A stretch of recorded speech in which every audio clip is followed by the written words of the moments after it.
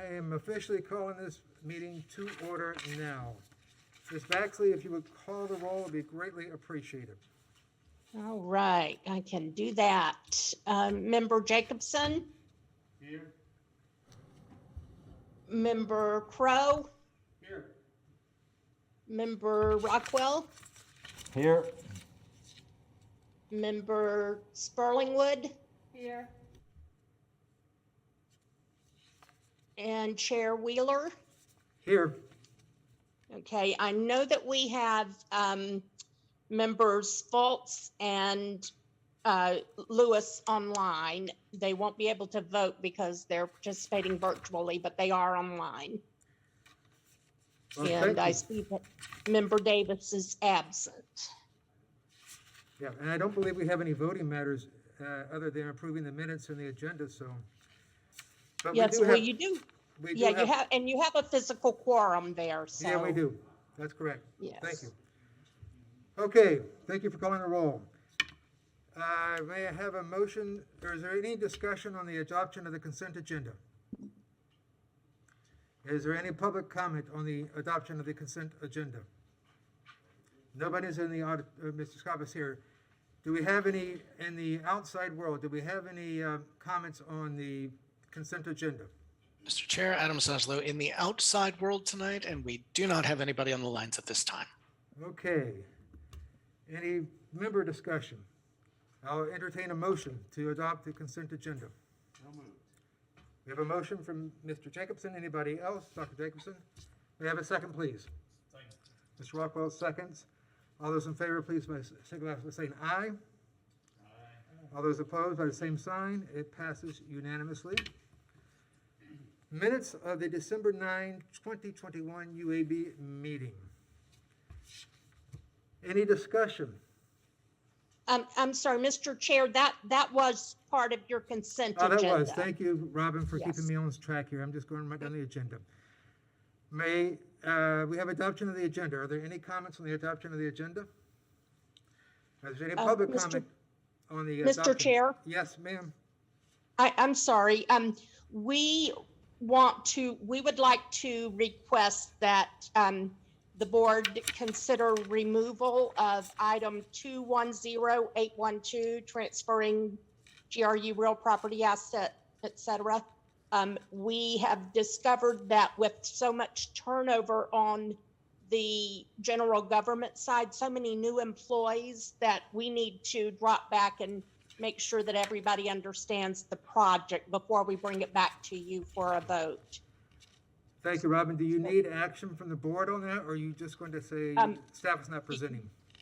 Yes, when you make your motion to adopt the agenda, if you would make it with a modification that we remove that item. I thank you. Is there anybody who would like to adopt that agenda as modified? Make a motion? So moved. And we have a motion and a second. Is there any member comments on the motion? Is there any public comment on the adoption of the modified agenda? Mr. Scott, would you like to speak? Yes, I would. Good evening, Mr. Thank you. Chair, members, Nathan Scott. So I do support removal of the transfer of the Delaware Springs and related improvements that be taken off the agenda. So I concur with GRU on that. The reason for that, as addressed with the audit committee the other night, is that this pertains to a no-fee transfer. And why that's important is GRU has independent financial statements, independent balance sheet, independent credit ratings, and as Mr. Pilarski astutely pointed out, is separate and distinct staff from the findings of the state audit report that the general government side of the finance department. So the significance of this, and I think Mr. Cunningham answered my question before the meeting tonight, was that effectively, as written, GRU is being asked to transfer assets of a to-be-determined number, and that was the operative question, from its balance sheet and just donate them to the city. GRU is under a lot of financial distress. It doesn't have a very strong balance sheet. It's 80% debt to capitalization ratio. It's not really the utility owned by those it serve. It's pretty much owned by Wall Street bankers. But the bottom line is this body, the Utility Advisory Board, has a fiduciary duty to GRU customers when it pertains to transfer of utility-owned assets, which in this case appears limited to the buildings and the improvements thereof that are carried at book value. But this parcel itself, including improvements, had a assessed value, even though it's tax exempt, over $500,000. So it was an important question to be asked before assets were just transferred off GRU's balance sheet. I mean, if I were a credit holder or GRU, or a debt bond holder, I'd certainly want to know what was going on. So I support staff removing this item pending further review, discussion with general government, and clarification of the agenda narrative to clarify that the city owns the property, GRU owns the improvements, but still GRU should probably get at least book value for the transfer, I would think. Thank you. Thank you, Mr. Scott. Is there any public comment from the World Wide Web? Mr. Chair, there is nobody here on the World Wide Web at this time. Thank you. I have a request to speak from Mr. Crowe. Yeah, Please. hey, thank you, Mr. Chair. If the item is off the agenda, then we're not going to be talking, and certainly not voting on it, but I just wanted to say that I read the material that was sent out by Robin early on, and I was very pleased and delighted to read that, and I understand the issue about $500,000 worth of value in the property, but I thought it was the right thing to do for Gainesville. Thank you, Mr. Crowe. Are there any other further board comments on this motion?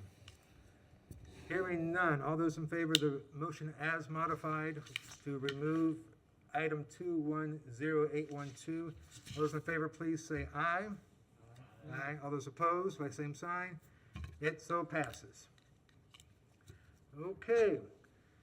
Citizen comment. Do we have anybody in the auditorium who would like to speak? And I note that for your benefit, Mr. Scott, the timer seems to be off on the wall, so I'm just going to keep time up here. I'm sure you will. Thank you. Thank you. Please go ahead. Good evening, Mr. Chairman, members, Nathan Scott. So I just wanted to follow up on the prior comment. Again, I don't doubt it's the right thing to do, but financial details are important, particularly with a fiduciary duty. I think it's good for GRU actually, because instead of having to maintain a building, the Parks Department will. So in that sense, it's good, but in the sense of value carried on the balance sheet, which is a core finance issue, those are things we need to be concerned of, particularly in light of some of the findings from the state audit report, and making sure that we dot our I's and cross our T's. With respect to the other item I wanted to speak about, I've been seeing the email correspondence between Mr. Ganos and the board and what have you, and apparently to the mayor, and so they're asking relevant questions from members of the public related to a GRU issue. So since we're now entertaining questions and getting answers from certain members of the public, I have, as a member of the public, as a GRU customer, I have a question that I want the UAB to request and review, because it's a very relevant question. And that question is simply this: is GRU is projected that GRU debt will increase from to $6.55 billion as a result of trying to meet the renewable energy goal by 2045. I think it would be very informative and certainly necessary for this advisory board to have the insight of what the rate impact of carrying that level of debt would be. Noting what the rate impact is now, I can imagine rates would triple or quadruple. So I would respectfully request, and if the UAB doesn't want to entertain that request and wants to favor certain requests from certain citizens over others, and I can make it an issue, but I think since we're entertaining relevant questions now from members of the public, I'm submitting that relevant question, and I would like an answer from GRU, because GRU stated what the debt is expected to be, but not the rate impact, and the rate impact is very important. Thank you. Thank you, Mr. Scott. Do we have any comments from the World Wide Web? No, Mr. Chair, there is nobody on the line at this time. Thank you. We have another person. Gentlemen, please introduce yourself, and you have 3 minutes, which I'm keeping the time up here. Thank you, sir. I didn't used to do that. When people talk, I don't like to limit their time, but I understand that you do. Yeah, we do here. 3 minutes for public comment. My Please go name ahead. is Mark Goldstein. I will use less than 3 minutes if I'm allowed to speak again. Certainly. I don't know where we are on the agenda because I tried to get it online and find out what was happening. It was unclear. Perhaps you could tell me where we are on the We're in agenda. citizen comment right now. Is that before you take up issues? Yes, before we do the individual agenda items, yes. Could you tell me where on the agenda, the item regarding the use of an incinerator to burn garbage comes?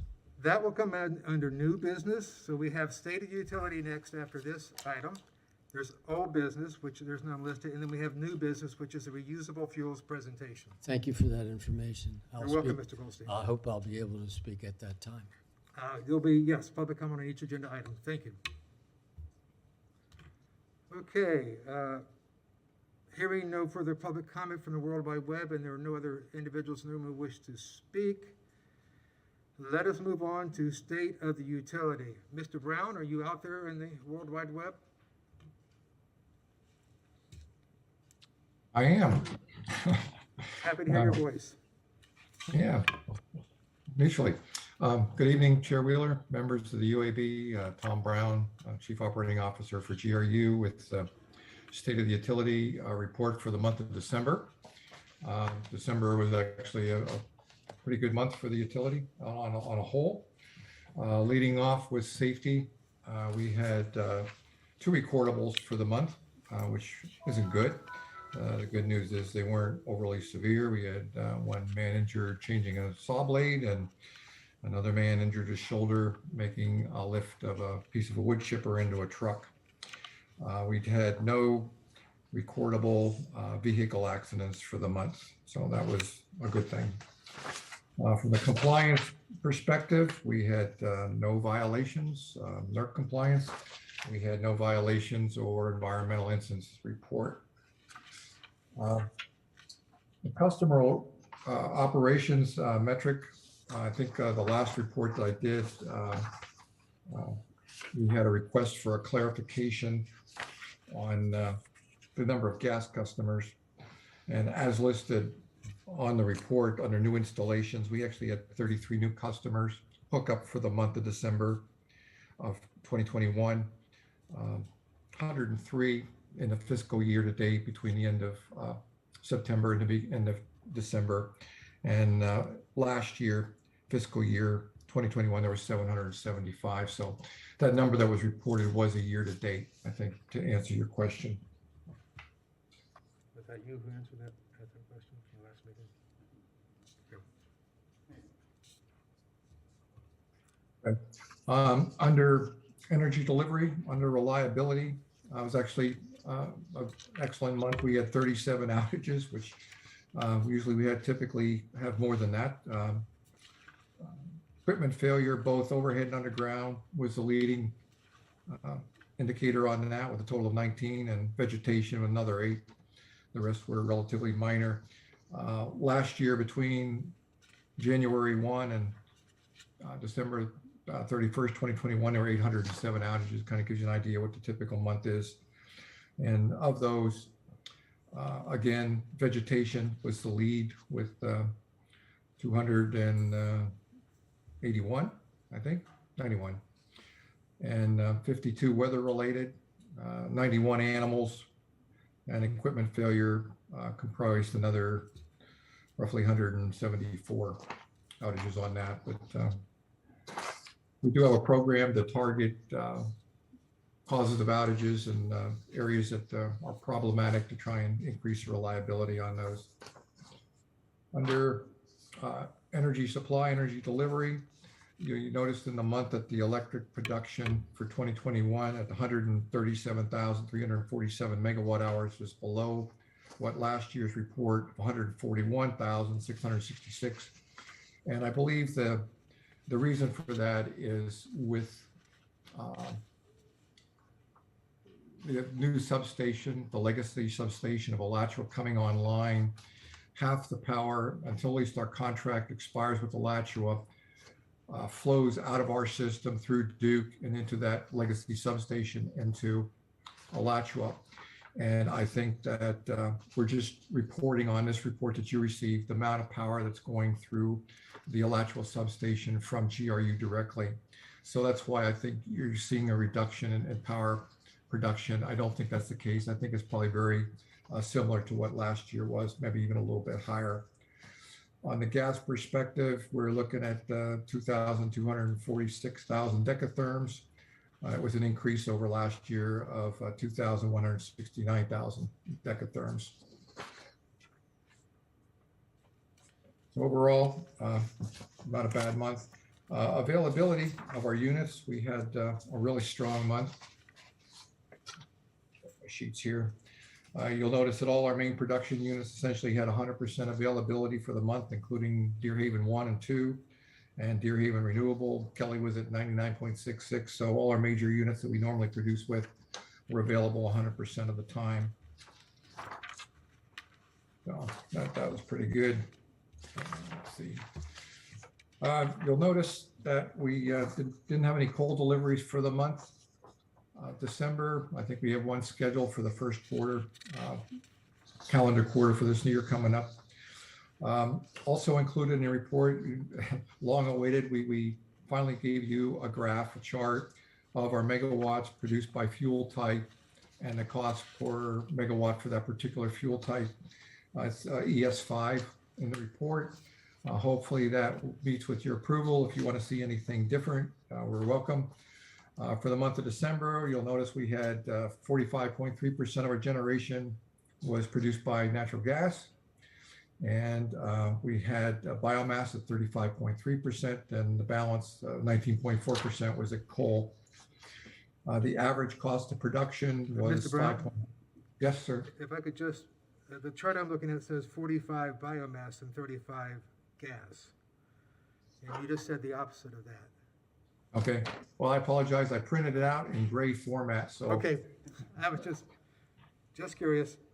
you know what? You're absolutely right. It is 46,900 in gas and 25,000 coal, 60,000 biomass. So yeah, biomass is the larger percentage. I'm happy to see that being so successful. That's thank you. You're most welcome. The average cost of production for the month was 5.2 cents per kilowatt hour.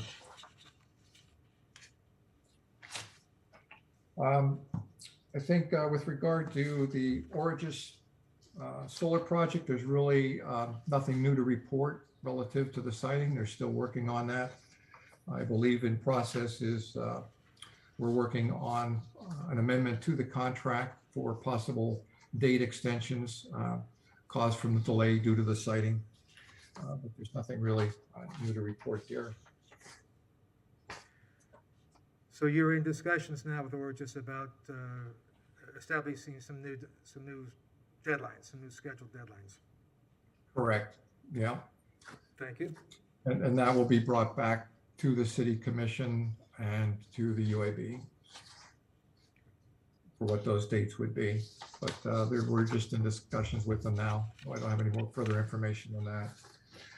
The water wastewater report, the month of December, with people being out for various reasons, and COVID being the primary one, wasn't completed in time to get it in your package. We will submit that with the January report. And but I will say, though, I don't think there was anything really unusual that occurred during the month that would be noteworthy at this time. I believe tonight we will have a presentation from Jamie Forsage, and he will be giving us a report on a potential alternate solid fuel that's derived from landfill waste. I think it's a very interesting concept. It's just in its early genesis, something that's being considered. They're doing it in various parts of the country now, and that may be something that works for the community and works for GRU, but we're taking a look at it. There's still a lot of study that has to be done on it before we would have anything solid to bring back and present. So with that, that's my report. If there's any questions, direct questions, I'll be glad to entertain them. Thank you, Mr. Brown. Do I have any board member questions or comments on the report? Mr. Crowe. I'd just like to say that I'm really pleased that you have that dollars per million BTU number and the percent of generation from the various fuel sources. I was the one that originally asked for that, and I'm delighted to see that it's in there, and I hope we see it every month now. Thank you. You will see it, and I do apologize for the long time in getting it to you. Well, we sort of thought it was wine that was getting better by just sitting in the basement for a while. Good with age. As a courtesy, Mr. Brown, I've had some neighbors in my neighborhood ask questions about the lift station, so I'm going to be contacting Mr. Cunningham directly with a phone call to follow up on that, just so you know. Mostly Okay. curiosity more than anything else. That's the lift station that's being reconstructed. Well, we don't know. I don't know what's going on. It's at the corner of 49th and 49th, and there's a lot of work going on, a lot of trucks coming out, and because people know that I'm on the board, they've been asking what's going on. Well, I guess I need to call and find out. Northwest 49th Avenue and Northwest 49th Lane. So it's up by Possum Creek, and I got some Okay. questions, so I'm going to be following up and asking Mr. Cunningham to have Well, a some staff of- member follow up with me. Very good. Any of the board members? Are there any public comments on the staff report? Mr. Scott, do you wish to speak? Yes, I do. Thank you, Okay. Mr. Chairman, members, Nathan Scott. So I appreciate the monthly operational dates from GRU. Appreciate them adding generation per megawatt hours by resource generation type. It used to be part of the report, but that, along with some other information, had been omitted. What I'm surprised that the UAB didn't note is if you look at the generation by resource type year to date, certainly the percentages of generation don't seem to align with the narrative of GRUs generating 40% or whatever the number is of its power with renewables. I mean, we're burning a lot of natural gas. We're burning a lot of coal. I mean, Deer Haven Renewables, or the biomass plant, is down now for an outage through the end of the month, so maybe that'll change. But even into late last year, before the fiscal year ended, we were burning a lot of natural gas. And I think because, probably rightfully so, there was a cost benefit to doing so when natural gas was cheap before it spiked up. And you know, having fuel diversity is a good thing. GRU customers are paying a huge premium for having fuel diversity, but we don't seem to be burning what GRU claims is the cheapest source of fuel. And I imagine part of that is due with, you know, diesel and gas above $4 a gallon, $3 a gallon for gas. I can't imagine what diesel is. It's really expensive to truck that stuff in from over 100 miles away with 120 semi trucks a day to feed the bioburner. So again, it's not to criticize GRU, but it's not like Burger King. You can't have it your way. It's either one way or the other. If you're burning all renewables, it should show up in the generation numbers and match the percentage that's being floated out there to the public. And if you're not, then you're saying one thing and the numbers don't align. So I think the UAB might want to pay a little bit more attention to that. I'm surprised the question didn't come up, but it sticks out like a little bit of a sore thumb on that. With respect to the Regis, you know, hopefully something will happen there, something that's a win-win. I'm not sure that you know, I heard that the contract's being renegotiated for new dates, but the last thing I heard was that they had a financial deadline to meet by the end of last year, and so it seems like the story may have changed a little bit, but you know, certainly, you know, we'll see if we can get to a good win-win solution for all the parties involved. Thank you. Thank you, Mr. Scott. Is there anybody else in the room who wishes to speak on the State of Utility Report? Do we have any comments from the World Wide Web on the State of the Utility Report? Mr. Chair, there are no speakers here at this time. Thank you so much. We are into old business. There is no old business on our agenda, which means we move on to new business, the reusable fuels presentation. Mr. Brown, did you want to take the lead on this, or are you going to turn this over to your staff? A moment. Yeah, I was going to turn that over to our staff. I believe Jamie Persage should be lurking out there somewhere. Okay, thank If you. he's not in person, he would be on the web. There, I see him. He's on the World Wide Web with us. There's Mr. Persage, and I think we also have Michael Heimbach from the city, who's also been working with this report, and Jamie as well. So with that, I'll turn it over to Jamie and let you do your thing. evening, Mr. Chair and board members. I'm just going to give a brief introduction, and I'm going to hand it over to Mike Heimbach to do the real presentation. But as you can see in the agenda item, the city has a goal of zero landfill by 2040. The GRU has a goal of meeting net zero emissions by 2045. And so we were just meeting to look at potential synergies and see if there was a project that we can work on together. And as part of the city strategic plan, they asked our solid waste division to look at some opportunities for how to handle hard to recycle materials. And so this presentation is just a discussion about some of those possibilities. So without any ado, I'll introduce Mr. Mike Heimbach, our sustainability manager from Public Works. Thank you, Jamie. I was going to share the screen, so if I can get that okay for me. And like I said, yeah, I'm Mike Heimbach. I'm sustainability manager here in Public Works. I'm over the solid waste division. Actually, Eric Niehaus is going to be here tonight also. We've been working on this project together. He'll pipe in if I miss something important, or he's also more knowledgeable on the technical aspects of some of these things. Eric, do you want to introduce yourself? Yes, thanks, Mike. Good evening, everyone.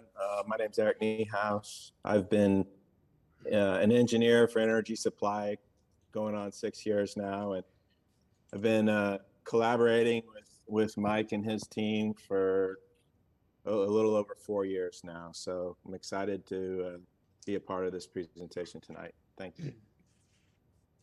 Okay, so I'll get started. So as Eric alluded to, he's kind of been talking to solid waste staff for a while about some of the opportunities related to converting waste to energy. When I got here 2.5 years ago, I joined in on the conversation, and one of my first jobs in solid waste was down in Broward County, and I helped get the waste energy facilities down there going. So we've been having some good discussions, and this is a good opportunity here tonight to bring some of the concepts to you. But as Tom had mentioned and Jamie had mentioned, still very early in the discussions of this. There's nothing budgeted. There's nothing on the planning schedule. So it's just kind of like we're driving in our car and driving by the car lot, and we see a car we might be interested in. That's about as far as we are with that at this time. And as Jamie had mentioned, the City Commission has passed some goals and strategies to reduce waste and reduce the amount of fossil fuels being consumed by GRU. We have a zero waste goal of by 2040 of 90%, and then there's the GRU net zero emissions by 2045, which I'm sure you all are aware of. Since those goals were set, the City Commission has also passed some other policies in the strategic plan, specifically with goal number 2 and sustainable community. And as you can see on the chart here, 4 of the 6 can be related to this project. It includes increasing the use of renewable resources, having an environmentally responsible electric system, pursuing a zero waste goal, and reducing the city's carbon footprint. And also after that, and just recently, along with Alachua County, the City Commission approved a zero waste plan. And phase 3 of that, and there's no specific date of phase 3, we're just beginning phase 1, is to consider the use of waste energy to address some of the difficult to recover materials and waste streams. And then on an internal document that the City Commission has is their action agenda, and that's waste energy study and funding. So it is on the table. It is something we're looking at, and this is a good opportunity for us to share that with you. And as Eric and I and folks have been talking about this project, there's some things that have been very consistent in both the energy field and the waste field. And that's that there'll always be difficult to recycle waste streams. So whether that's specific materials, think non-rigid containers and things like that. Also, you see on the picture to the left, sometimes you get, post-football games and you get just a mishmash of stuff. So those types of waste streams can be hard to sort out, can be hard to recycle. Landfills create a significant amount of greenhouse gases. Well known, the city and Alachua County have done a good job of keeping yard waste out of the landfill. And we are, as part of our zero waste plan, aggressively pursuing food waste, but still, landfilling is bad for greenhouse gases. Markets for recyclables fluctuate. Right now, we're receiving record numbers of value for our recycling, but there have been times when the markets are low. It is an international commodity market, so there are times when recyclables are rejected and have no place to go. So that is something that goes up and down all the time. And then as we've kind of evolved on our thinking and we've moved away more from, say, I got to recycle this, to what is the greenhouse gas impact? So shipping, recycling long distances may not be as efficient when it comes to greenhouse gas emissions as creating a local fuel, and vice versa. Importing those fossil fuels from long distances also creates additional greenhouse gases. And recovered fuels are used dependably in different industries and different ways throughout the world. So we know that will continue. And I just want to take a couple minutes to talk about some of the more traditional waste to energy, especially what's going on in our state. Many of the urban areas of Florida have chosen to use waste to energy. So I have a couple of the types of waste to energy that's occurring in Florida right now. Mass burn is probably the more popular these days. It's essentially garbage is dumped in a pit, as you see in the photo, mixed up and then thrown into a boiler. Not as energy efficient in converting to energy, but it is a little more dependable than the other one, which is refuse-derived fuel. With that, they take out some materials up front, like recyclable materials. They get a little more homogeneous fuel, and that they use to create energy. So either way, these are solid waste facilities. And you have to build something really big, like you see in that center photo. And that is a lot of capital and very intensive expenditures. And of course, I would be remiss if I didn't point out that waste to energy can be very controversial. Obviously, different factions of the community are very much against it and have very strong opinions of it. But with that said, I would point out that the communities here in Florida that have adopted it have embraced it. Tampa recently purchased their waste to energy plant from the private contractor. West Palm built a huge facility in Palm Beach County. Broward wants to add about a third capacity. Monroe County drives past 2 landfills to use excess capacity in Palm Beach County. So that's kind of the state of waste to energy today in the state. But what we've been looking at is something different, and that's called solid recovered fuel. So the fuel that is created from the waste has about a 75% energy content of coal. And very importantly, it's also considered a non-waste fuel or a secondary material. So essentially, think that your aluminum can, becomes a jet, or your food waste becomes compost. It's considered a different product. Yet it's still considered renewable energy by the state of Florida. It's not considered a form of incineration by the EPA. The process to create the fuel removes metals and some plastics. And obviously, as we mentioned, it could potentially be a source of renewable fuel for GRU. And the other point is markets exist locally for this material. Our cement manufacturers in the area often use that to fuel their operations. So to get to that point, to get to the fuel, to get the materials out that you want to remove, it does require a lot of handling, a lot of machines. There's some additional backup that kind of shows a more intricate setup and schematic for these type of facilities. But removing material, metals, plastics, in some cases cardboard, and occasionally organics is all possible, and all part of the equation that needs to be figured out. And one of the things that we learned recently is that these facilities are also capable of handling recycling, clean recycling. Here in Alachua County, we use a dual stream recycling process in which, as you know, the cans and bottles go in one container, paper in the other. Alachua County does a fantastic job of sorting this material out and marketing it. However, their facility is older, and I think everyone recognizes they do need some upgrades. So these sort of facilities, or this sort of facility, could also play a role in that. Now this slide, the financial considerations, we'll talk a little bit about public-private and private partnerships. I think, the reality is that, a private facility would probably be the most practical. These facilities make money in different ways. Tipping fee up front, they pull out the metals and other recyclables. There's a possibility to create biogas from the food waste, and of course the sale of electricity or the fuel. When it is a private type situation, there usually are long-term commitments from that. And that would include a minimum of waste each year, commonly referred to as put or pay, where you would pay the difference if you were short on waste. But also there could be requirements for energy purchases. However, that could also provide a more stable source of fuel if that is contractually obligated. Just a few more facts about these facilities and the sorting. They can pull out about 30% of the waste stream as recyclables. Food waste diversion is possible. So it could either be in a project where it's an anaerobic digester where it's just maybe food waste and yard waste, or it could be added into a sludge facility for wastewater.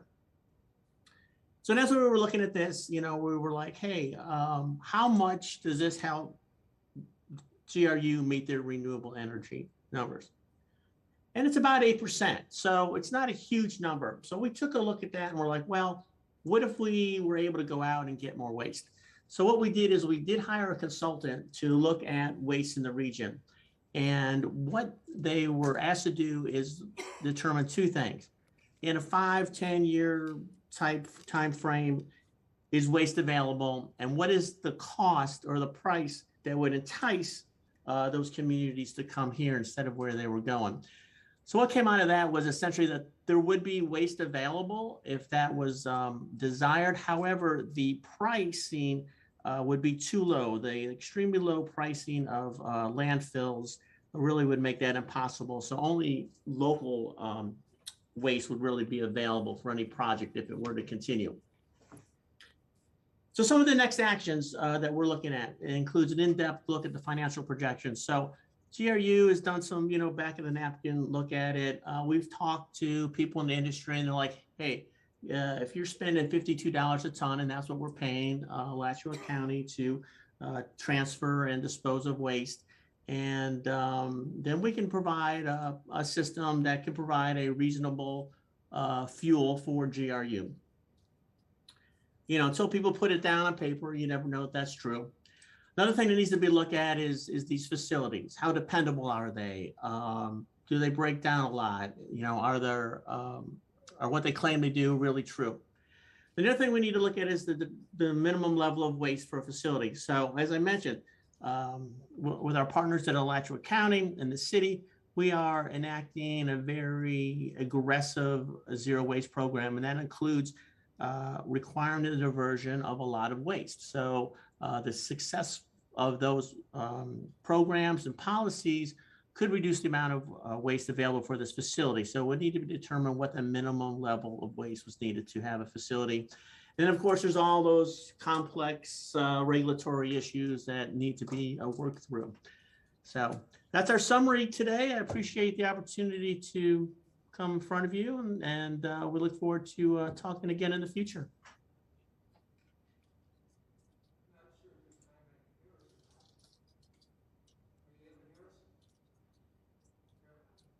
And any questions, we welcome. Can you hear us? In theory, if Mr. Heimbeck could hear us, we could ask questions. Does anybody? Yeah, I can hear you. Yeah, sorry.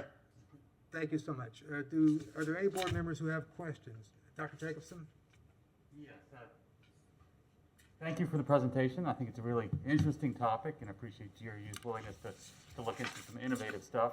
My first question is, you mentioned it being controversial, which I appreciate you bringing that up. Can you elaborate on that? Yeah, I mean, I think a lot of people in the environmental community, if you will, feel that waste to energy, one, detracts from other programs, which there is really no evidence of that. You'll see in Florida that the communities that use waste to energy tend to have higher recycling rates. There's also concern about emissions.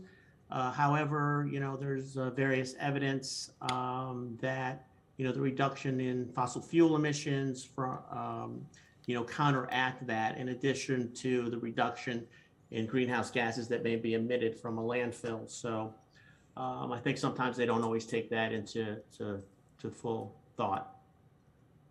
Okay, I appreciate that, that kind of hits on some of my other questions. And I appreciate you're trying to zero out our waste stream coming out, but is this truly a net benefit on a CO2 level? Because most of the stuff going into landfill is not decomposing. So are we really gaining? I know some studies say you'd be better off burning fossil fuel than doing this. So I didn't know how deeply we've gone into studying that. We haven't gone deeply into it especially at the micro level here at the city of Gainesville. Though I would say that we're seeing more studies showing that maybe the methane released from landfills is worse than previously thought. There's been some recent studies on that by the EPA. And then finally, how much of the material going in there would have been compostable or recyclable? So, okay, I did mention we do a pretty good job with getting yard waste out.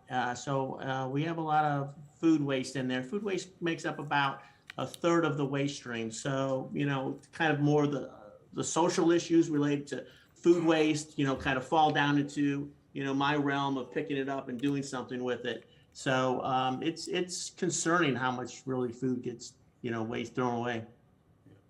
Okay, well, thank you, and I appreciate that, and I appreciate your comments, because I think there's a lot of times you can say, this could happen, but the reality is it's not happening. Most of that just ends up in the landfill anyway, so. Right. So I appreciate it. I encourage you guys to Thank continue you. studying that. Thank you.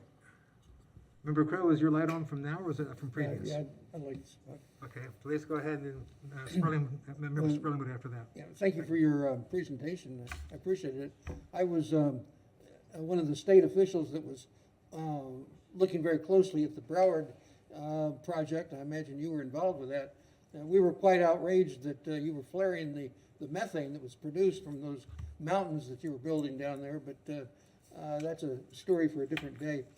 We heard earlier today that with the fuels and the fuel distribution that we have here in Gainesville, we're getting generation of power at about 5 cents a kilowatt hour. Do we know what the generation cost of electricity is in some of the other cities that have tried this? I don't know that right now. Again, like we said, it was very preliminary and we're just starting to look at those sort of issues.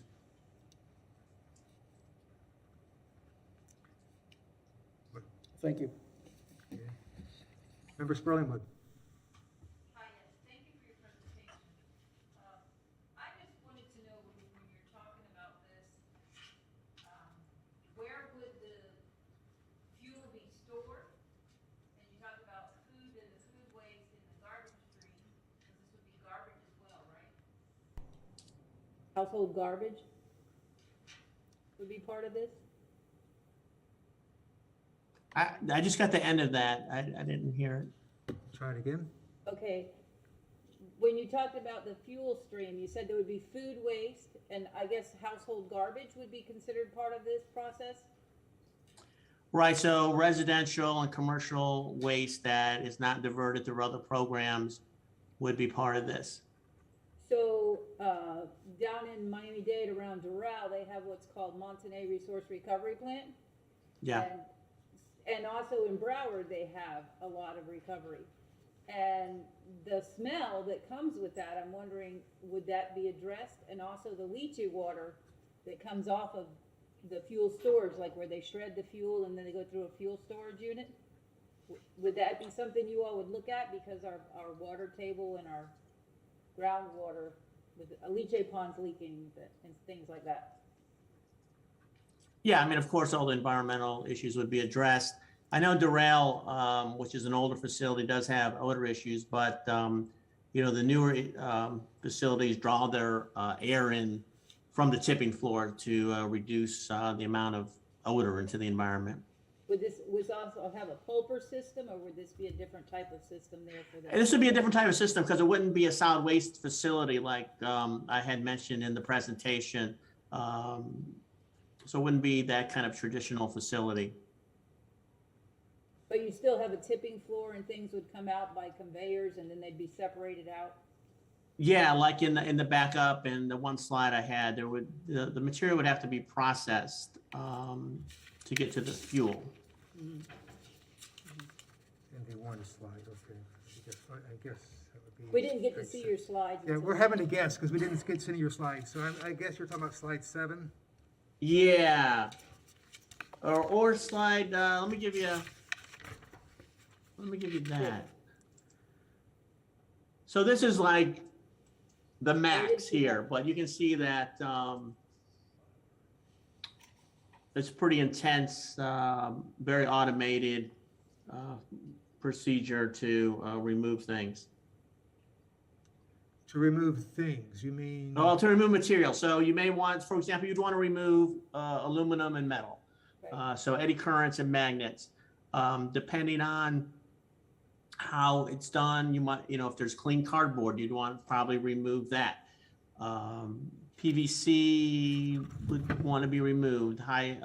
Your plastic bottles, which have markets for recycling, you may want to remove those. So those would be part of the process in determining what kind of system to have and what to remove prior to creating the fuel. I have another question. Is that similar to the plant they have in Jacksonville that separates like with air jets and magnets? That Yes, yeah, that. Yeah, so that would be more of the new technology using eddy currents I'm sorry, not eddy currents. Using the lasers to identify the materials and blow them off and things like that. Yeah. I did see that. That is an amazing process. Technology has really advanced the separation of recyclables and things. So.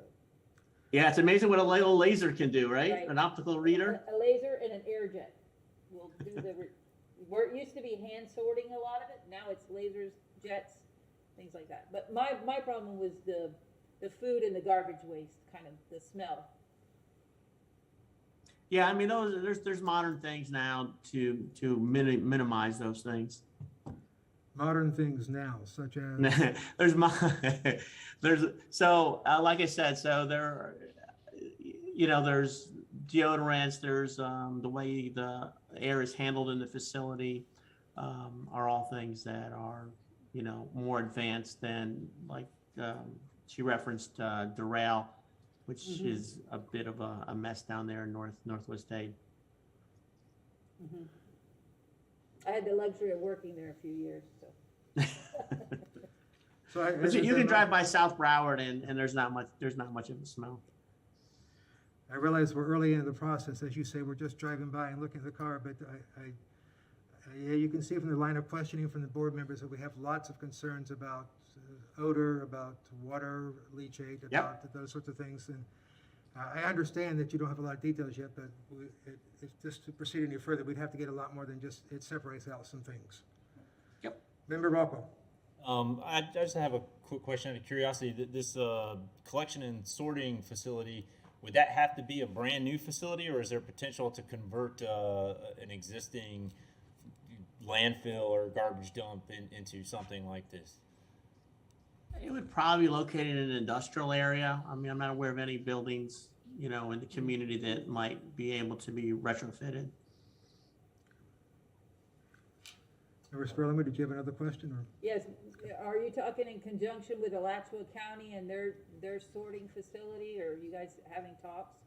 We haven't gotten that far. Okay. Yeah. I know they do want to expand sooner or later, I believe, right?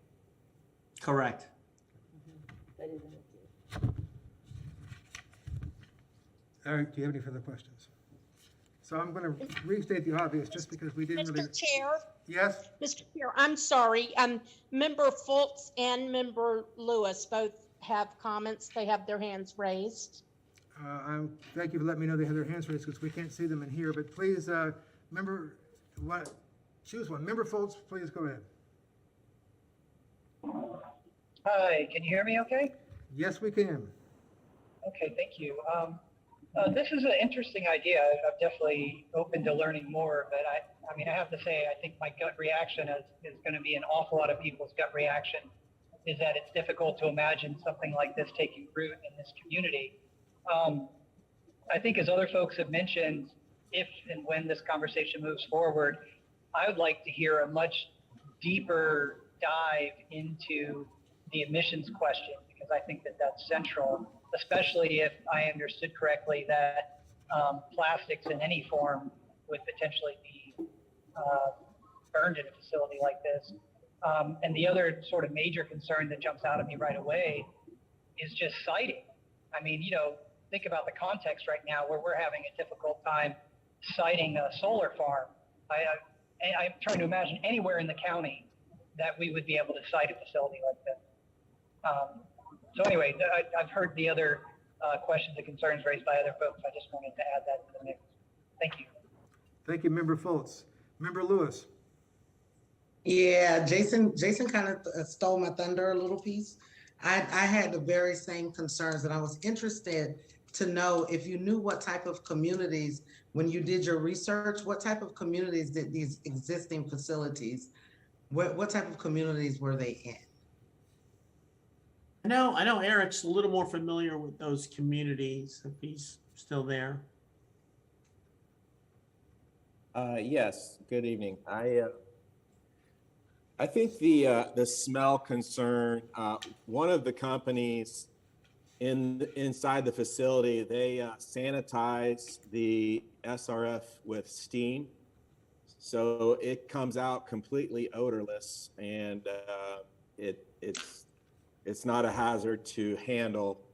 And as Mike said, at the tipping floor, I mean, it would be in a negative draft facility. So the production of SRF at this facility, I don't view it as having any odors whatsoever. And I have not visited the two facilities that Repower South has online to know what communities they're located in. One of them is in Montgomery, Alabama, and another one is outside of Charleston, South Carolina. But I haven't been to either of those facilities to see. I did visit one. I did visit one of the facilities in Tennessee, and driving up to it, it was you couldn't smell anything because the tipping floor is inside. What type? I'm sorry. What type of community was the one in Tennessee? It was a rural community. Okay. Okay, so yeah, that's another thing. When I'm looking at my gut reaction to the whole project is simply, oh, that's interesting. That's nice that they're doing that in Montgomery or wherever, Tennessee or wherever, Carolina. But when I start to look at the dynamics here in Alachua County, my whole gut reaction is definitely not that. When we did those, 2 workshops with GRU over the past few months, a lot of concern came up simply, like Jason said, about the solar, about the solar that we're looking for. And I know Commissioner Ward was there, and they were talking about different dynamic, and a lot of environmental justice and different subjects came up at these meetings. And that's why I'm interested to know what type of communities would they, if this is something that we would even one day consider, what type of community, what type of rural community, which one of our rural neighbors will we try to put a trash burning unit in and throw deodorants in the air that could possibly have their own effect? Just because they clean the air don't mean that just because they clean the smell doesn't mean that they clean the air. And so that is it's just a lot of environmental concern. a lot of optics for rural neighbors who don't want these industrial type plants in their communities burning off this crap. So the emissions would be big, and it just sounds like a whole lot of money for the 8%. It just sounds like a whole lot of risk for a little bit of reward for me. Thank you, Member Lewis. Do we have any other comments from board members out in the World Wide Web or from in the meeting room here? Mr. Chair, I do have somebody who would like to speak from the World Wide Web. Well, I'm not quite the public comment yet. I was just making sure all my board members had their 2 cents in. Understood. Just so I'm following, just so I'm following here, Member Sperling-Wood and staff, are these other facilities you've been talking about, do they burn this solid recovered fuel that we're talking about in slide 8 here? Is this different? Is this solid recovered fuel different from other incinerators we're looking at, or is this an industry standard, or is this going to be different from a garbage burner incinerator just because it uses solid recovered fuel or not? Is it still going to have the same issues? It is, but I'm going to let Eric delve into that a little bit more too. So there would be 2 separate facilities. One facility would process the SRF fuel, and you could sell that to cement companies, or you could put it in an anaerobic digester and make, biogas from that. But if you wanted to incinerate it, that would require, in a waste to energy type facility, that would require a new unit. And there's quite a few of them overseas, but there's not, to my knowledge, a facility in the United States that has burned a fuel that has gone through the extent of processing that this fuel would go through. Thank you. Okay, so let's, I know we have public comment outside from the World Wide Web, but since we have people in the auditorium, is there anybody who would like to speak to the agenda item now? Please come forward and address the...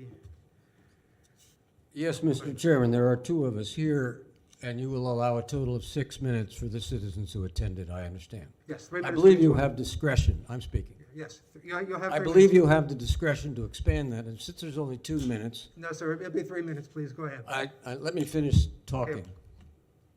I believe you have the discretion to expand the amount of time that 2 citizens are here beyond 6 minutes on an issue. That's hundreds of millions of dollars and 30 years into the future, about which you'll make a decision tonight. I'm starting your 3 minutes now, please. Thank you. If you have that, then it would be less than generous for you to say, because we have 2 citizens and the importance of this issue, which has not been openly presented to the public, for you to expand that.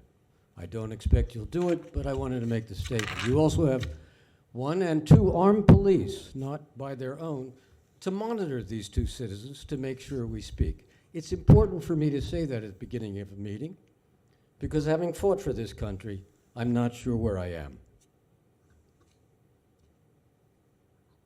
I know this city. I've lived in it. And the presentation tonight by someone who did not provide any data, half of which was not presented in this room in any visual format, I believe you're being asked to vote, and I'm asking you now. Are you being asked to do anything about this other than accept the presentation? We're asked to do absolutely nothing. It's just a presentation, initial part of this discussion. No. Could you tell me who Mr. Niehaus is who made the presentation? He is an engineer with GRU. And Mr. Niehaus has presumably the information that was in a PDF that I happened to get a copy of, but was not presented to you in terms of the data, the cost, the comparative cost, all of which are necessary for you as the appointed board for this utility, the spokesman for the people and for the commission, to understand. I don't believe you got it. Certainly what I got was not a comprehensive view. I've been looking at these issues since 1986, when the first one was built, and a group in South Florida at Palm Beach decided that it was a really bad idea, but the commission at that time moved forward with it. It practically broke the county fiscally. We are in a debt situation that no other city in the United States of our size is. Without stating the cost of this and the hopeful recovery from it, I don't think you've been presented with a fair and reasonable analysis by the utility. In this room in 2006, we were presented with a small incinerator that would burn biomass. I opposed it then in this room, pretty much with the same number of people, but we were allowed to speak longer because the issue was so big and it was a different group of people. This looked very much like 2006 to me. Little data, great idea from somebody who gives no real information, and a group that's willing to listen. I'm sorry about the presentation. I'm sorry you didn't get more. I'm sorry that I was characterized for speaking against it along with everybody else as part of the, quote, environmental community by Mr. Niehaus. Thank you, I'm a sir, for your citizen. time. I appreciate your. I'm not a community, Thank you, sir. and I'm speaking as a citizen. I Thank you, understand sir. you have Will you please momentary sit down? police I powers. thank you for your presentation. I You've suggest had you 3 don't minutes. use them. Sir, would you please sit down? You've had your 3 minutes. I appreciate your presentation. It's 3 minutes per You've person. heard me, I've heard you. Thank you, sir. Mr. Scott, would you like to speak? Absolutely. Good evening, Mr. Chairman, members. I think Dr. Goldstein, former mayor Dr. Goldstein, made some really good points. Unfortunately, as the chairman, you lack basic civility and professional courtesy. I'm a former state utility regulator with far more renewable energy and utility expertise than you could ever hope to imagine, Mr. Chairman. And you treat me like dirt too. This is the way you treat people as a member of the Florida Bar. It's disgusting. There's something to be said for civility. You're the wrong person to chair this advisory board, with all due respect. And you can shake your little head at me all you want, but that's reality. Is Mr. Goldstein was very polite. I'm very polite. But you have this knack of getting under people's skin and acting like a tyrannical child. It's just unbecoming. So with respect to this, again, Dr. Goldstein, former mayor, back in the day when the city of Gainesville wasn't in financial distress with its utility and GRU is a flagship municipal utility. Now it's got owned by Wall Street bankers, 80% debt to capitalization ratio. So with respect to this proposal, what I heard tonight, it seems to be driven more by the sustainability manager on the general government side rather than GRU. GRU seems to be just along for the ride. Ill-advised. It sounds like another biomass contract, to be perfectly honest. Pay to play, pay to tip, just not a lot of financial detail there. I'd love to see the data that was withheld from the citizens and not provided by backup that Dr. Goldstein alluded to, because I think that would be very instructive of why are they just taking us off the cliff? Are you guys really like the lemmings that are just, the Pied Piper just leads off without asking relevant questions? That seemed to be some very relevant data that's missing from this discussion and presentation. So beyond that, again, this from an environmental standpoint, a couple members made some really good comments that this is going to face a lot of opposition, unfortunately.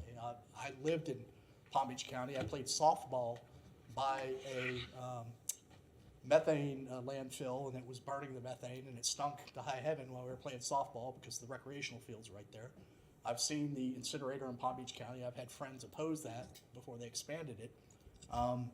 Things can work and be environmentally friendly. Again, Deer Haven 2 has less emissions than biomass. So burning coal, because of the scrubbers, emits less tons of CO2 per megawatt hour than burning wood does on the biomass plant, but no one wants to talk about that. But again, if you guys receive this, you should be willing to look at some information that seemed to be intentionally withheld from the backup. If Mr. Goldstein, or Dr. Goldstein has it, I'd like to see it. Thank you, Mr. Scott. I appreciate your time, Mr. President. Thank you. Do we have comments from the public in the World Wide Web? We do, Mr. Chair. Give me just 1 second here. Thank you. Our first commenter of two at the moment is Roberta Gastmeyer. Ms. Gastmeyer, you have the floor for 3 minutes. Thank you. So as stated, the City of Gainesville has a goal of attaining zero waste by 2040 and recognized a zero waste program lists acceptable options. They are refuse, reduce, reuse, recycle, and regulate. There's no R word for incinerate. So I'm really disappointed that the directive to consider the use of waste to energy has ended up in the city's strategic plan. I think it's premature to be considering this option when we're just starting to get to work on the other R principles. Creating a waste burning plan encourages the opposite of these principles. And once it's incorporated into the local energy production, the need to feed the beast becomes the imperative. And a certain level of waste must be maintained and maybe even encouraged in order to fully use the capital investment. So, and this in turn means that we lose all the environmental benefits of minimizing the associated upstream destruction and pollution.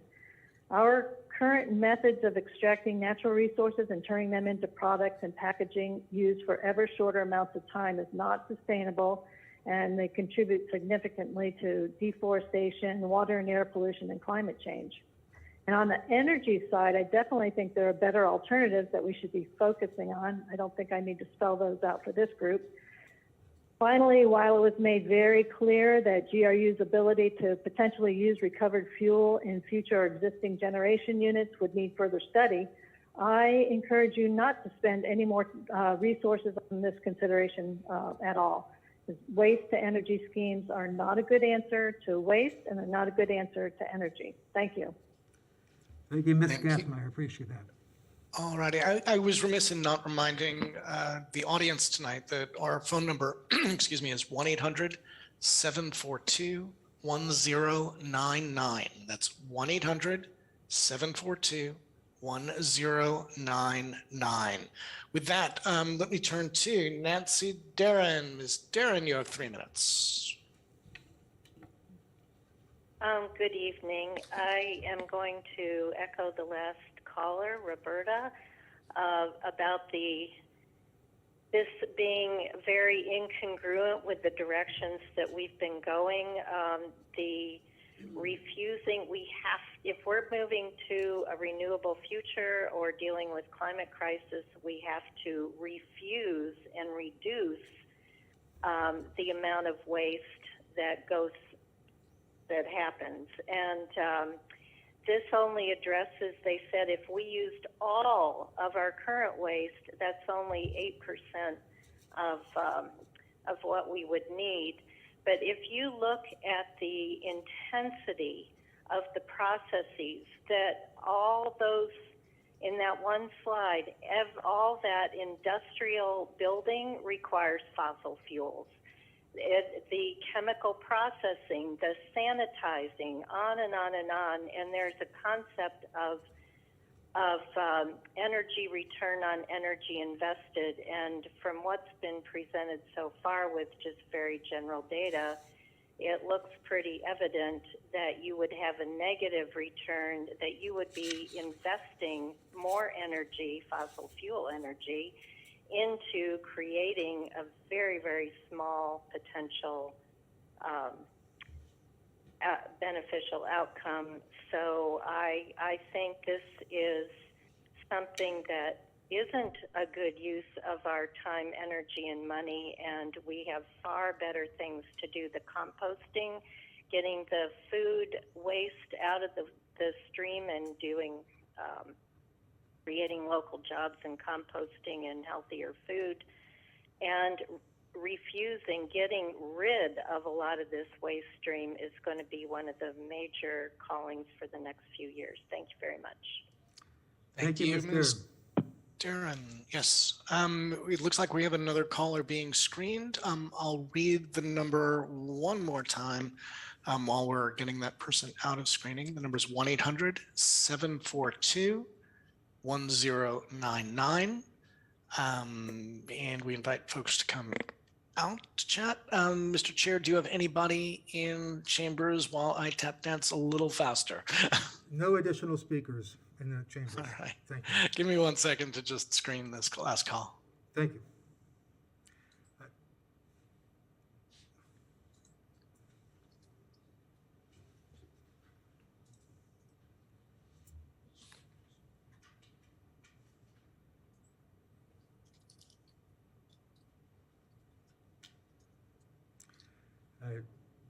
Member Crowe, do you want to speak after? Okay, I see her right there.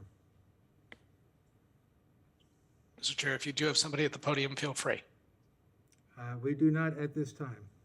All right, give me another second or two. We do have a member question here or member comments. I'm going to go ahead and do that while you're getting the next person queued up.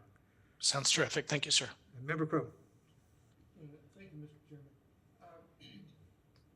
I want to say that I have heard a number of things said here tonight that really are not factual. It troubles me. We need to be careful when we have public comment. The presentation tonight was not a presentation for some decision to be made. It was not a decision for voting. It was not anything more than a conceptual overview at the highest level. Certainly, if we pursue this possibility of a facility like this, we need to get down to brass tacks and talk about dollars and talk about all sorts of engineering issues and location issues and land use issues and all the rest. But that's for a different day. We can't accuse GRU of not providing information that was not designed to be provided at this time. So I just want to make sure that we keep on the straight and narrow here. Thank you. Thank you, Member Crowe. Are we ready for the public comment from the World Wide Web? We are, Mr. Chair. I believe it's Ms. Janice Gary. Janice, you've got 3 minutes. Thank you. Hi, correct. Yes, this is Janice Gary. Am I clear? You are. Thank you. First of all, I would like to say that the concept of a presentation this evening without voting necessities and as an informational source is not a difficult concept. And the idea that each person who attends would have 3 minutes allows for a orderly public meeting. And I think those rules are reasonable and respected. Secondly, I too am disappointed that with GRU's wealth of information and talent, that the first thing that we would come out for another fuel source would be waste that would cause more problems than it would solve, both in terms of water quality issues, air quality issues, and the comments that have already been made about the amount of infrastructure that would be needed. This kind of strikes me as a bit of a scramble by GRU to quickly put together a plan before the end of the month. I appreciate the presentation, but clearly it didn't have the level of detail to allow for a real serious consideration. I think it's an awful idea, and I think we ought to be spending our time looking at things like microgrids and other solar opportunities rather than waste to fuel. Thank you. Thank you, Ms. Gary. Mr. Chair, that was our last caller. Thank you so much. Do we have any other member comments on this before we move on? As stated by multiple members, this is just the initial presentation. GRU brought it forward to us as a courtesy to say these are the discussions going on. This is no action taken. I appreciate the public comments. I will say for the record, and let there be no confusion on this, no one person may think he's better than the rest of us and get more time for whatever reason. I am fair to everyone equally, to the entire public. Each public comment gets their allotted 3 minutes. Those are the rules. Those are the rules for the benefit of everybody. No one is more special than somebody else, and I will continue to run my meetings that way. Okay, so we have no further agenda items. The Delaware Springs item has been removed from the agenda. we move on to member comment. Do I have any member comments from board members? Dr. Jacobson. Thank you. At the end of the last meeting, I made a motion. GRU said they wanted a formal motion for request for information. I made the motion, and now in the process between the meetings, I've heard that there was some confusion. I responded to Robin. I don't know, is there anything we need to do at this point to reformalize the motion? Or I was asking just the very specific questions of what are the real numbers for natural gas? What's the cost, the income for a natural gas customer versus an electrical customer? They gave some numbers that were clearly wrong on the cost to the customer of having natural gas versus electricity. I'm not saying they were intentionally wrong, but just missing a lot of factors in there, keeping me close to reality. Do I need to restate that? Well, if I may, I'll take some of the blame for that. I should have followed up with staff earlier than I did, but we did ask staff to come back to us at this January meeting with those numbers. I contacted Robin about a week ago. You saw the email, and y'all have all seen the email, and unfortunately, we don't have that here. I would hope that we have a response to you at the February meeting. Okay. The January workshop's going to be on budget. Would you prefer to have it at the January workshop, or would you want to have it at the February meeting? I'd rather have it at the January workshop if they have the numbers available. Okay, I mean, so, they're pretty simple numbers. As chairman, I am asking that staff provide the numbers that Member Jacobson has asked for at our January 25th workshop before we begin the budget discussion. Okay. And I mean, these are just numbers we need to be able to make an intelligent decision on what's the cost and benefit of different programs. I agree. You actually saw some, I had several comments to make, and that was one of them, but thank you for bringing that up. And the members all saw the email correspondence going back and forth as to what this is about. So I'm hoping that those two specific questions are answered at our beginning of our January 25th meeting. Do we have any other member comments? Member Crow? Is this the time when we can talk about new business? Well, it's about anything in general that member comments want to discuss. All right, I have a question I'd like to bring up. Earlier in the meeting tonight, and certainly in the newspaper, we saw this number of $6.5 billion for capital outlay. I was absolutely amazed when I saw that number, because when we studied the integrated resource plan earlier, a number of months ago, the number that was used there by in a number of different scenarios was $2 billion. Now, $2 billion is a lot less than 6.5. I'd like to have a presentation as soon as we can from GRU to indicate where the 6.5 billion came from, especially in terms of how it compares with the integrated resource plan. Where did that number come from, and what does it imply? Does which specific reference are you referring to? You saw this in the paper, or? Yeah. Then also we had public comment that also cited that same number. Okay. Robin, do you have enough information to follow up on that, the staff, or Mr. Brown? Would either of you care to respond to that? I can respond to that, Chair. This is Ed Bilarski. That comes out of the state of the utility that was presented to the city commissioners. We can just give you a copy of that. That would be the difference in the numbers is the net present value versus the actual costs in debt service in the future. We'll be glad to share that with you. I would appreciate a copy of that report, and then Member Crowe, if you have a chance to take a look at that and get back to us if you have further questions. Well, certainly sharing it digitally is fine as soon as possible, but we may want to indicate that would be an agenda item to be able to chew on it a little bit in the future. Okay, so maybe if I had a chance to read it, March, April, May timeframe, we have to work around our budget discussions, which are going to be taking up a lot of time. Do we have any member comments from the World Wide Web? Member Fultz, Member Lewis? Yes, sir, they both have their hands up. I do have. I'm Please. sorry. My comment is really, yeah, my comment is really light. I had an event where I couldn't attend the December meeting, so I couldn't say and give my appreciation to Yvette Carter and David Warm, the Quiet Storm, that's his new name. So please, Ed, when you see him, just call him the Quiet Storm. He and Yvette and their staff was just amazing, and my colleagues that showed up to our communities to talk directly with community members. I appreciate you showing your face and getting off the dais and being a part of a interesting, long, not always easy discussion. But I think I think the community got a better understanding about the utility.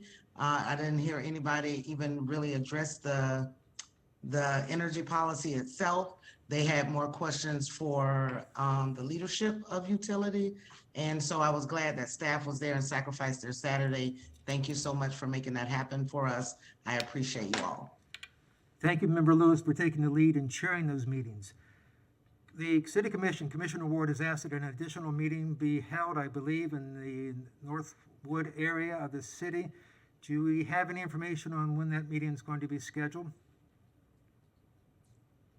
I don't, but I can definitely follow up with Yvette and we can reach out to Commissioner Ward and we can get something started. We can't discuss it outside the meeting, that's why I brought it up now, but if we could have some follow-up and get that meeting scheduled, I'd like to see that policy plan brought to fruition. It's been a number of years now, so that would be wonderful. Thank you for your leadership on this, Carla. Absolutely. Member Foltz? Yeah, I just wanted to, I guess, kind of apologize in advance. The January 25th meeting falls on Election Day, and there remains a critical shortage of election workers.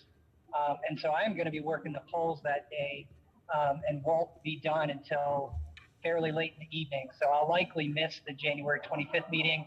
I know it's an important meeting in terms of the information and whatnot being presented. And so I'm assuming there will be a recording that I can review afterwards so I can play catch up. But I just wanted to give notification in advance of that. And again, I'm sorry to have to miss that meeting.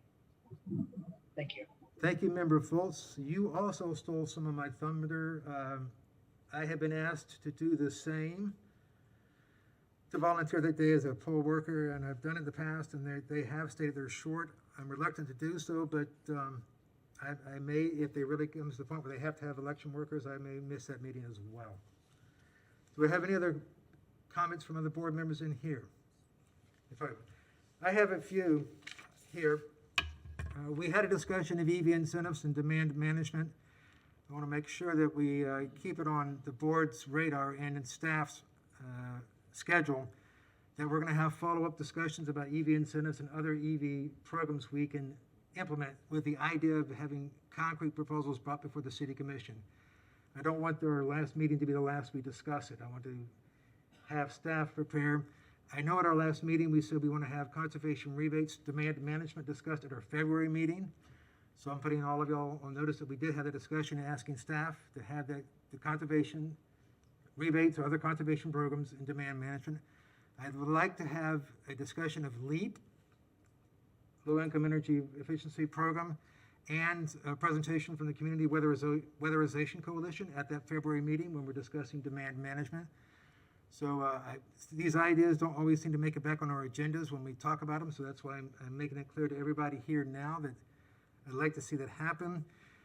We also asked at our December meeting to have a discussion of the solar power circuit limitations that Jason Gonos has brought forth a number of times, and other people have commented on it. I had hoped that we would have this at our meeting tonight. It was not on this agenda. I would hope that if we have time at our February meeting, that we bring it on there. It would also be appropriate if we could have staff respond in some manner to Mr. Gonos, just saying that we are going to schedule it. He has sent us multiple emails, but we have not responded. It would be a courtesy for the general manager or somebody on his staff to say we are going to present this to the UAB on the February whatever date meeting that is, and we can take it forward from there. At our last meeting, we discussed the U.S. power plant. Member Crowe asked for an update. In the interim, we have all learned that that Gainesville was not shortlisted for that project, and from what I understand, Member Crowe doesn't want any further follow-up. He understands where we stand. Again, just to keep it on our calendars and agenda for staff, Member Fultz at our last meeting asked that we have an environmental justice discussion later this spring when we get through some of the budget meetings. It's going to include meeting with members of perhaps the Archer community and others. It would also include meeting with the County Citizen Climate Advisory Committee. That may be a joint meeting, that may be just a meeting of the chairs, I don't know, but that is something that we hope to be doing in this new year. And then as we started our discussions, Member Jacobson asked for some specific questions to be answered. They weren't answered tonight. We're going to have them answered at the January 25th meeting. That's all the notes I had. I wanted to thank Wendell Porter again for his service for all the years that he's been here. I know that the city is working on his replacement now. So, Robin, did you get all that? Yes, I did. Thank you. Thank you. So we're going to have the demand management conservation rebates discussion in February. We'll have Member Jacobson's questions answered on the January 25th workshop. We're going to have a spring discussion on environmental justice.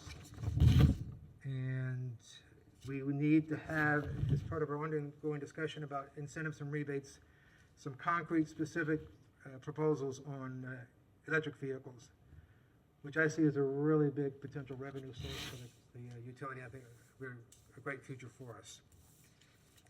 All right, we are done with member comments. We're on to citizen comments. Is there anyone in the room that would like to say, Mr. Scott, would you like to address the podium? I'd like to have the overhead, please, before I begin, if we can zoom in before my time starts. Can we zoom in, please? All right, thank you. Good evening, Mr. Chairman, members, Nathan Scott. So this is the debt slide. I just sent it to the UAB. $2.65 billion in current debt, debt service payment obligation projected to increase to $6.55 billion. I want to reiterate my prior request. If we're going to entertain answering questions from members of the public, such as Mr. Ganos, his question should certainly be answered. I think it's fair. I think Member Crowe hinted at this, but I specifically want to know the rate impact associated with carrying that level of debt. GRU electric rates, residential electric rates, as of December 1st of 2021, are now $163.75 per 1,000 kWh. That is 35% higher than FPL's residential electric rates, even with the rate increase in the fuel adjustment charge. And GRU's fuel adjustment increase is nearly 3 times that the PSC just approved for FPL. FPL burns far more natural gas than GRU could ever imagine. Approximately 7% of their total generation is natural gas-fired generation.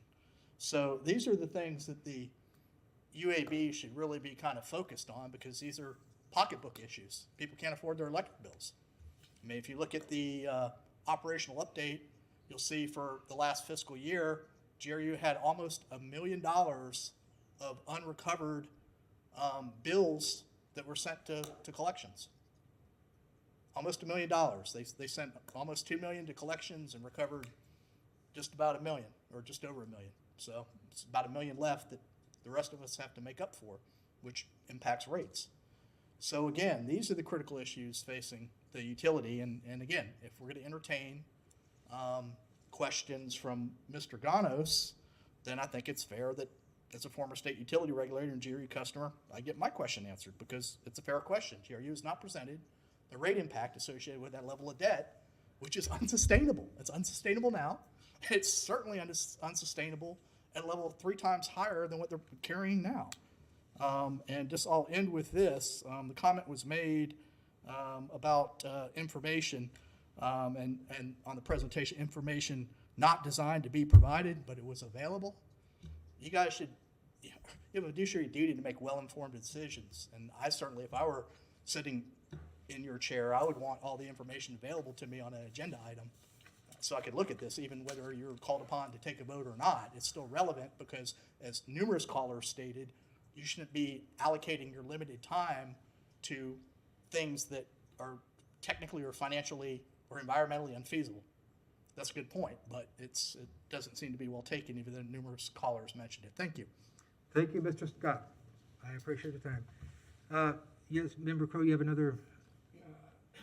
To extend your 3 minutes to 3 minutes and 12 seconds, could you put your graphic back up again? The numbers in the top of those bar graphs were so small. With my old eyes, I couldn't read them. Can you explain that graph again to us, please? Yes, sir. That's the slide 17, I believe, subject to check from the GRU State of the Utility presentation that discussed the critical level of GRU's debt and how that debt's expected to grow. And I mean, that was one of the findings of the state audit report that GRU is crippled with debt. Well, so- can you, those numbers are pretty small for my eyes. Yeah, I'm sorry. Can you tell me what those are? Yes, sir. Let me try and zoom up if I can. So it's current debt levels, $2.65 billion through 2051, and that's the projected debt service payment obligations, with some additional projected new money or new money through 2030. It grows to $3.26 billion through 2060, and then you have the projected $6.55 billion through 2065 if you try and meet the renewable goal. And I think what this is telling you is that the renewable goal is admirable, but the utility can't sustain that level of debt no matter how much you want it. I mean, wanting something and reality are two different things. So we need to balance this approach, but I'd like to know the rate impact of that, because the rate impact's unaffordable now at the current level of debt at 2.65, and if you take it up to 6.55 billion, or whatever the number may be, lower than that, higher than that, who knows? It's unsustainable now, and it's unsustainable as it's shown in that chart. It's not getting better. That's the problem, and we face additional debt downgrades. Thank you. Thank you, Mr. Scott. Thank you, Mr. Crowe. Any further member comments? One thing I was remiss in saying that Member Fultz has suggested at the end of our last year, one of our meetings, that the chair start sending a follow-up memo or message to the City Commission. I've been remiss, but that's my New Year's resolution. I will be sending these follow-up to the City Commission on our last 2 meetings, discussing many of the things I mentioned in my member comments about how we're going to have these matters scheduled for upcoming meetings. I thank you all for your time. This meeting Mr. Chair? Yes? Mr. Chair, we do have another speaker. Mark Sexton from the county is online, and he would like to speak. Okay, I was not aware, made aware. Thank you.